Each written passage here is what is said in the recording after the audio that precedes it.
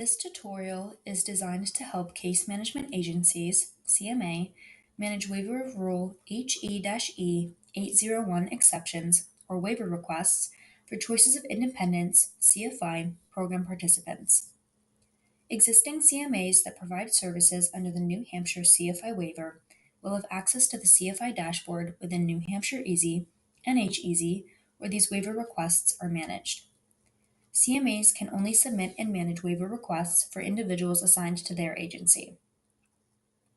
The following process will be discussed in this tutorial: creating and submitting a CFI waiver request.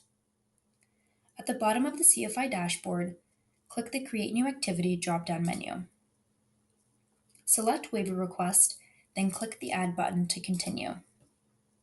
At any point, you can click the Help icon at the top of the page for additional information on what is presented on the screen. Before completing the waiver request form, the individual must be identified. Select either Social Security number, SSN, or Medicaid ID number, MID, from the Identifier Type drop-down menu. Enter the corresponding identifier number and click the Search button. If the individual's SSN or MID is not recognized, a pop-up message will appear.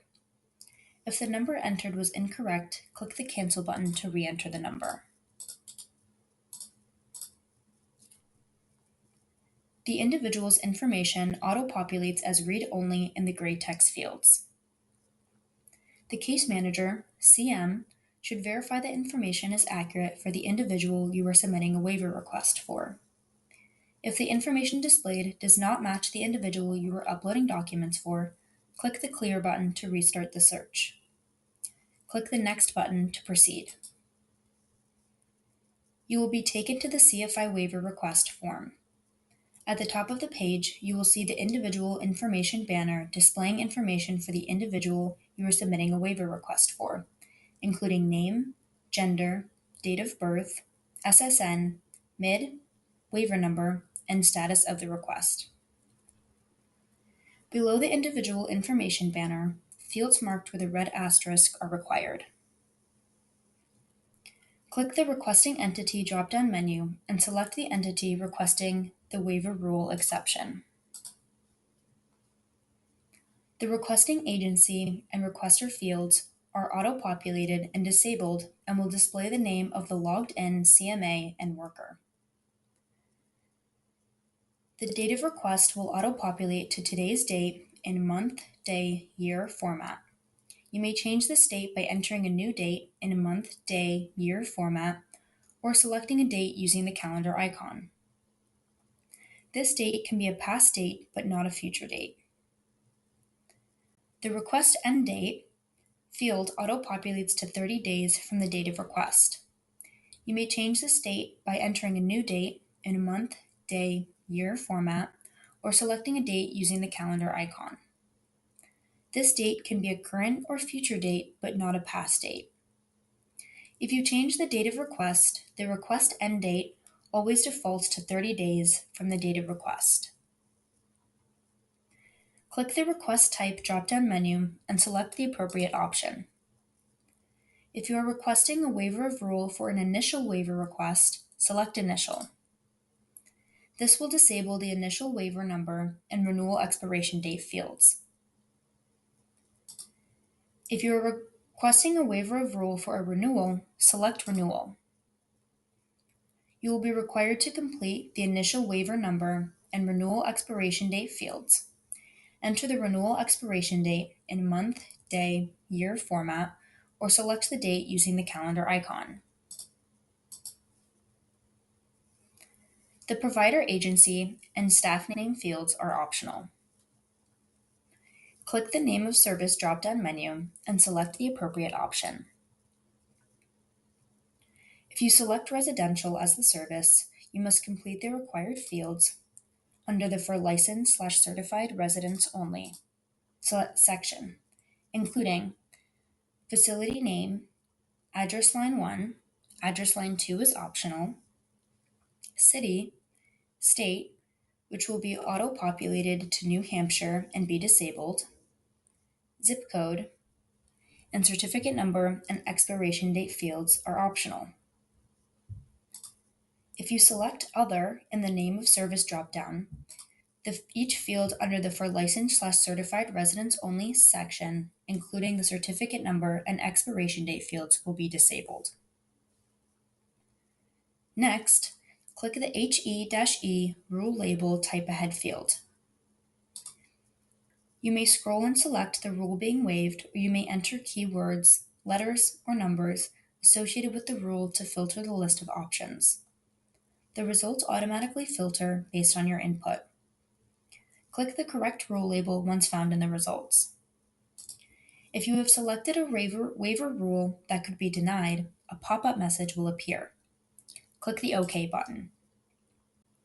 If you would like to proceed with your selection, continue filling out the rest of the form as required.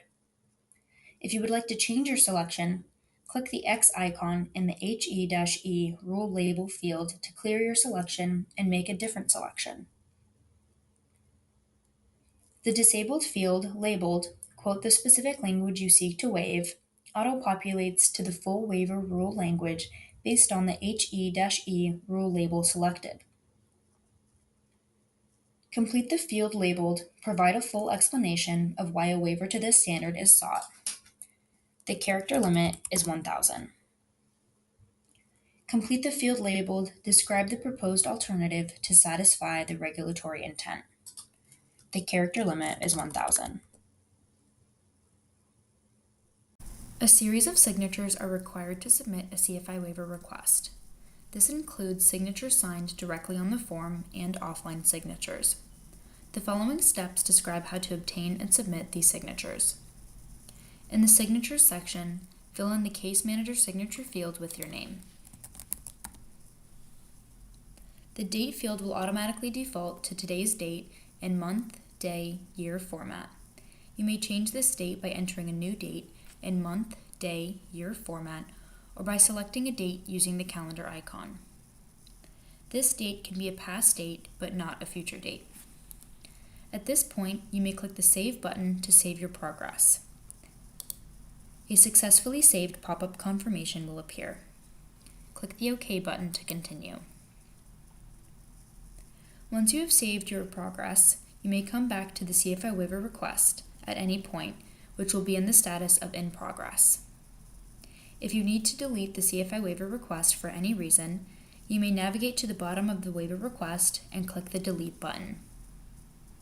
This button is only enabled for in-progress waiver requests that have been saved at least once. A pop-up warning will appear. Click the Yes button to delete the in-progress waiver request. Doing so will take you back to the CFI dashboard. Clicking the Cancel button will close the pop-up and return to the in-progress waiver request. Continuing with the waiver request process, you will be required to gather offline signatures from the provider agency director and the individual or guardian. By clicking the Generate PDF button, you can generate a PDF version of the waiver request form. The PDF will open in a new tab in your internet browser, which can be downloaded and/or printed, allowing you to send it to both the provider agency director and the individual or guardian by mail or email. Each respective signature and date of signature should be completed in the Signatures section of the PDF. Once the offline signatures have been gathered, upload your documents with the signatures to the Additional Documentation section on the waiver request form. Select Authorization-LTSS from the Document Category drop-down menu. Once the category is selected, the Document Type drop-down menu will become enabled with options specific to the category selection. Select Waiver Request from the Document Type drop-down menu. You may now upload the applicable signature documents. Click the Select File button and browse your computer's files for the document you wish to upload.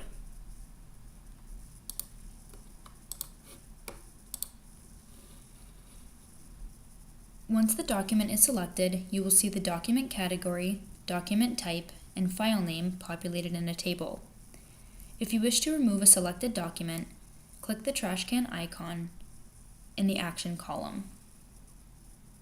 You may continue uploading documents related to the waiver request. Once you have uploaded all documents with the required signatures, check the All Required Signatures Have Been Uploaded box. Please note, CFI waiver request documents may be uploaded directly through the waiver request form or through the CFI dashboard Upload Documents feature. For more information on submitting documents through the CFI dashboard, please see the Document Upload Part 2 Uploading the Document tutorial on NHEZ or on the New Hampshire Department of Health and Human Services YouTube channel. Filling in the print provider agency director name and the print individual or guardian name fields along with their corresponding dates are optional.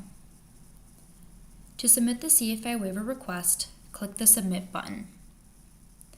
A successfully submitted pop-up will appear. Click the OK button to return to the CFI dashboard.